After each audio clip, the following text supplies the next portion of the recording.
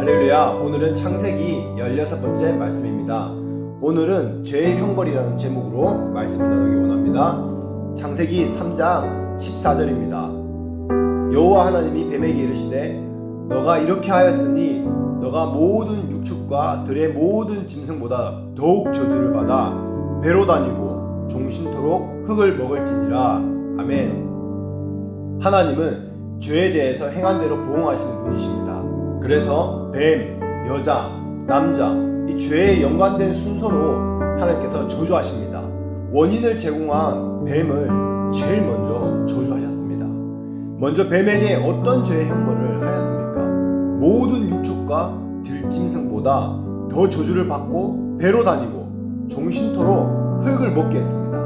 흙을 먹게 하는 것은 저주와 굴욕의 상징입니다. 그리고 배로 기어다니는 굴욕을 받게 되었습니다. 현재 뱀의 모습은 저주받은 모습 이후, 그 이후의 모습입니다. 뱀의 이전의 모습이 지금 같았다면 하와가 징그러워서 뱀하고 이야기도 하지 않았을 것입니다. 뱀은 저주를 받아서 혐오스럽고 징그럽게 바뀌었습니다. 하나님의 저주는 그 존재를 굴욕적으로 낮추십니다. 이것은 뱀에게만 해당되는 것이 아닙니다. 하나님의 저주의 방법입니다. 하나님은 모든 들짐승보다 뱀에게 더 큰 은사, 지혜를 축복하였습니다. 특권을 주셨습니다. 그런데 그것을 죄의 도구로 쓸 때 하나님은 그 축복을 다 거두십니다. 하나님이 주신 복을 누리며 살면 행복한 인생이 될 수 있습니다. 그런데 창조 질서를 벗어날 때에 하나님은 그 축복을 빼앗으십니다. 하나님의 창조 질서의 원리는 예전이나 지금이나 동일합니다. 하나님의 저주 원리도 예전이나 지금이나 동일합니다. 왜냐하면 하나님은 어제나 오늘이나 영원히 동일하신 분이시기 때문입니다. 동일한 방법으로 일하십니다. 뱀에게 또 어떤 형벌을 내리셨습니까? 여자와 원수가 되냐 하는 형벌을 내리셨습니다. 여자 후손이 원수가 된다는 그 말씀이 무슨 뜻입니까? 여자의 몸에서 난 그 예수 그리스도가 마귀의 세력을 십자가에서 파하실 것을 말씀하는 것입니다. 예수 그리스도의 십자가는 복음입니다. 복음이 2000년 전에 처음 생긴 것이 아닙니다. 창세기 3장 15절에 이미 복음이 주어졌습니다. 여자에서 난 예수님이 십자가에서 마귀의 세력을 멸하실 것을 미리 창세기에서 예언하고 있는 것입니다. 갈라디아서 4장 4절입니다. 때가 참에 하나님이 그 아들을 보내사 여자에게서 나게 하시고 아멘. 예수님은 여자의 몸을 통해서 성령으로 나셨습니다. 예수님이 여자의 후손입니다. 그리고 이 여자의 후손은 예수님에게 속한 모든 하나님의 자녀도 해당됩니다. 믿는 하나님의 백성들, 즉 그리스도인들과 사단은 영원히 원수 관계 있을 수밖에 없는 것입니다. 그렇기 때문에 우리가 그리스도인으로 살려고 하면 사단의 영적 전투를 피할 수 없습니다. 우리가 피한다고 없어지는 것도 아닙니다. 우리는 원하든 원치 않든 내가 예수 그리스도의 영을 가진 순간부터 사단과 원수가 되고 영적 전쟁터에 나가게 되는 것입니다. 디모데후서 3장 12절에도 말씀하고 있습니다. 무릇 그리스도 예수 안에서 경건하게 살고자 하는 자는 핍박을 받으리라. 아멘. 사람들은 하나님을 잘 믿고 경건하게 살려고 하면 핍박이 없어진다고 생각합니다. 하지만 성경은 경건하게 살고자 하면 오히려 핍박을 받는다라고 말씀하고 있습니다. 왜 그렇습니까? 내가 하나님의 자녀가 되면 될수록 성령으로 내가 무장하면 할수록 사단과 원수가 된다는 것입니다.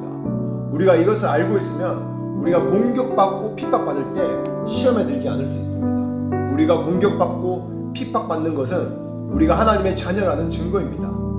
우리 안에 예수 그리스도의 영이 있다는 증거입니다. 할렐루야. 창세기 3장 16절입니다. 또 여자에게 이르시되 내가 너에게 잉태하는 고통을 크게 더하리니 너가 수고하고 자식을 낳을 것이며 너는 남편을 사모하고 남편은 너를 다스릴 것이니라 하시고 아멘. 하나님께서 여자에게 어떤 형벌을 주십니까? 첫째로 잉태하는 고통을 크게 더하셨습니다.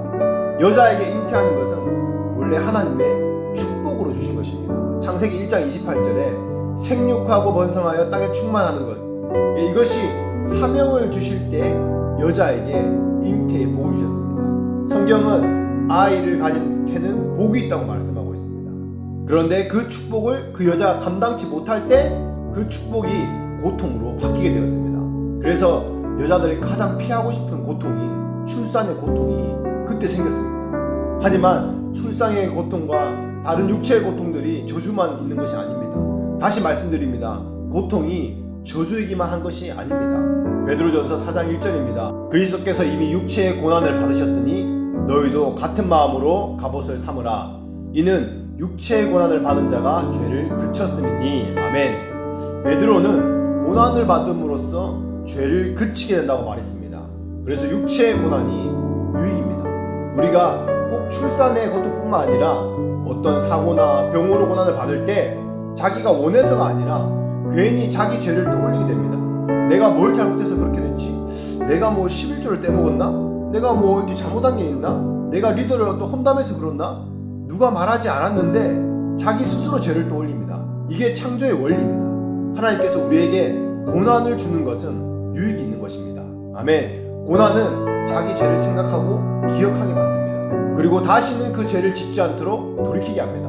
그것이 고난의 메시지이고 목적입니다. 하나님께서 여자에게 준 두 번째 형벌은 남편을 사모하고 남편이 아내를 다스리게 하는 형벌입니다. 여자가 죄를 짓기 전에는 남자와 여자는 동등하게 지어졌습니다. 모든 면에서 동등한 인격과 영혼에 대한 특권을 받았습니다. 직분적으로만 달랐습니다. 그런데 여자가 죄를 먼저 지었습니다. 그래서 하나님께서는 여자에게 준 많은 특권들을 다 취소해버렸습니다. 왜입니까? 여자는 남자를 돕는 배필로 그 특권을 줬는데 그 역할을 하지 않은 것입니다. 그래서 그 지위를 하나님께서는 낮추셨습니다. 앞에서 뱀도 굴욕적으로 낮췄듯이 하나님은 하나님에게 범죄하는 사람들을 굴욕적인 수치감을 느끼도록 낮추십니다. 여자에게도 이런 형벌을 주셨습니다. 처음에 가졌던 여자의 지위가 범죄 이후로 이전과 다르게 하셨습니다. 그래서 아내는 남편에게 종속적인 위치로 전락하게 됩니다. 다스림을 받는 위치가 되었습니다. 동역의 위치가 아니게 되었습니다. 남편이 아내를 다스리고 또 아내는 남편을 전적으로 의지하고 사모하는 위치로 바꾸셨습니다. 죄는 이렇게 우리에게 주어진 하나님의 축복을 빼앗습니다. 그리고 저주스러운 고통을 가져다 줍니다. 그리고 하나님께서는 아담에게 무슨 죄를 물으십니까? 창세기 3장 17절입니다. 아담에게 이르시되 너가 너 아내의 말을 듣고 내가 너더러 먹지 말라고 한 나무 실과를 먹었은즉 하나님의 말씀을 듣지 않고 어기고 아내의 말을 듣고 선악과를 따먹은 죄를 물으십니다. 여기에서 우리는 사람의 말보다 하나님의 말을 들어야 된다는 것을 알 수 있습니다. 물론 아내는 남편의 돕는 배필로 지어졌습니다. 그래서 남편은 아내의 말도 들어야 됩니다. 그것은 기본입니다. 그런데 본문은 아내의 말이 하나님의 말씀을 거스를 때를 말하는 것입니다. 그때는 하나님의 말씀을 들어야 합니다. 아내의 말을 들으면 죄를 짓게 되는 것입니다. 이런 말씀을 들을 때 아내나 남편은 서로 적용하고 공격하는 경우가 많습니다. 그것은 사단이 하는 정죄입니다. 각자에게 하나님이 주신 말씀은 각자 자신에게 적용해야 됩니다. 하나님 앞에서 자신이 대면해야 하는 문제입니다. 서로에게 강요할 일이 아닙니다. 남편에게 순종하라는 말씀이 주어졌을 때 자기는 그리스도께 순종 안 하면서 잘 들었지? 남편에게 순종하라잖아 이러면서 강요하는 것이 아닙니다. 이것은 아내가 하나님 앞에서 해야 할 일입니다. 아내는 남편에게 순종해야 하는 것이 아닙니다. 남편의 머리인 그리스도께 순종하는 것입니다. 하나님의 말씀이 하셨기 때문에 하나님의 말씀에 순종하는 것입니다. 이것이 여러분 굉장히 중요합니다. 하나님이 아담에게 저주하는 것은 사람의 말을 듣고 하나님의 말씀을 거스른 죄입니다. 아담은 하와의 말을 거절할 수 있는 능력이 없었습니다. 우리는 하나님의 말씀을 지키기 위해서 사람의 말을 거절할 수 있는 능력을 가져야 합니다. 사람의 말을 거절하지 못하면 반드시 하나님을 거절하게 되어 있습니다. 하나님의 말씀을 거역하게 되어 있습니다. 하와의 말을 거절하기 못해서 하나님이 따먹지 말라고 한 말씀을 지키지 못한 것입니다. 이것이 바로 아담의 죄입니다. 그 죄에 대해서 하나님께서 저주하십니다. 17절 말씀입니다. 땅은 너로 인하여 저주를 받고 땅이 저주를 받는다. 아멘. 아담을 벌하시는데 하나님께서는 왜 땅을 저주하십니까? 영적인 질서를 보면 하나님이 있고 사람이 있고 만물이 있습니다. 만물과 땅을 다스리는 권세가 누구에게 있습니까? 사람에게 있습니다. 주인이 범죄할 때에 주인에게 속한 피조물들은 저주를 받습니다. 이 땅은 자연계 전체를 말합니다. 인간의 범죄 때문에 자연계가 인간에게 반역하기 시작하는 것입니다. 인간을 공격하고 잡아먹는 동물들이 나옵니다. 인간이 원치 않는 홍수가 일어나고 가뭄이나 지진들이 일어납니다.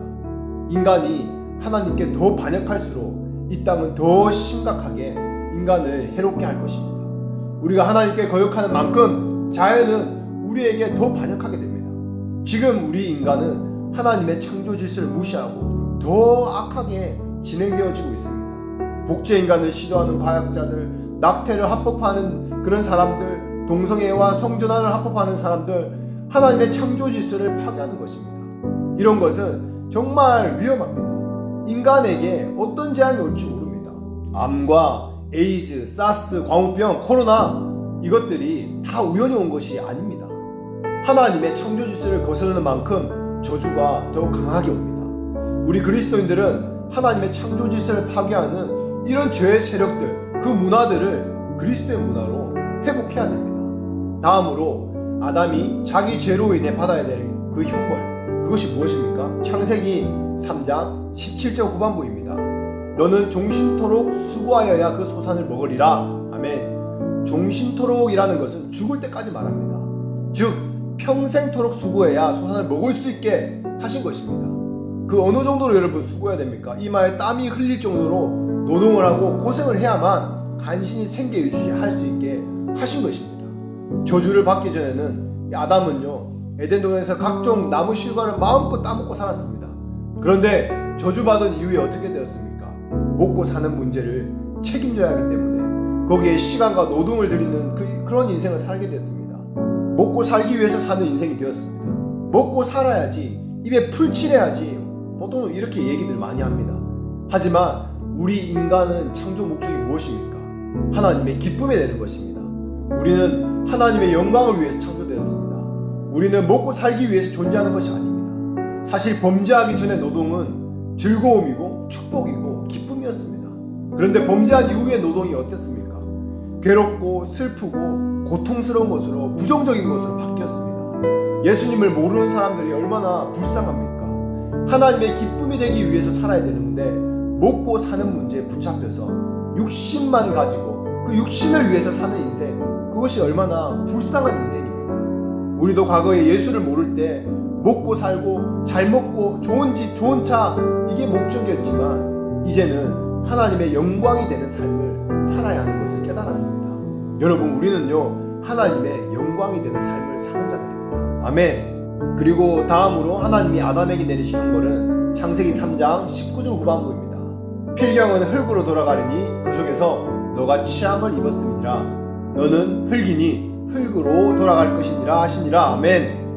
결국 사람은 죽게 된다는 것입니다. 왜 죽게 됩니까? 나이가 많아서 죽습니까?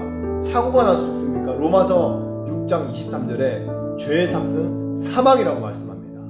인간의 죄 때문에 죽는다는 것입니다. 그것이 바로 죄의 결과, 죽음입니다.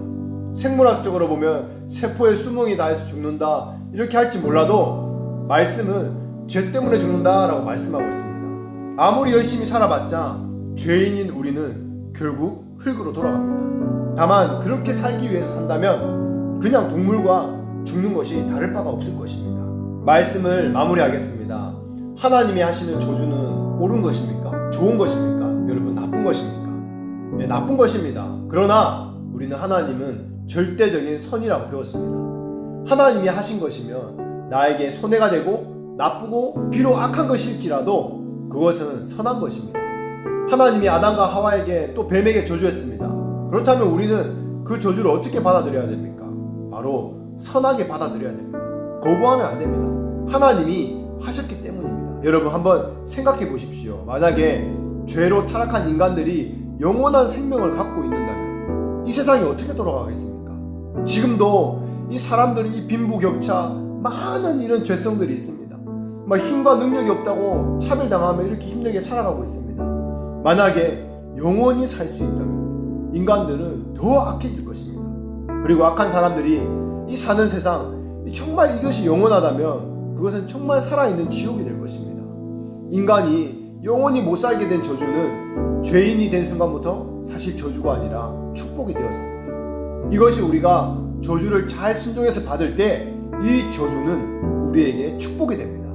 오늘 말씀을 통해서 죄로 인해서 저주를 받았지만 그 가운데 우리를 선함으로 인도하시는 그 하나님의 은혜와 축복을 깨닫는 여러분 한 분 한 분 되시기를 예수 이름으로 축복합니다.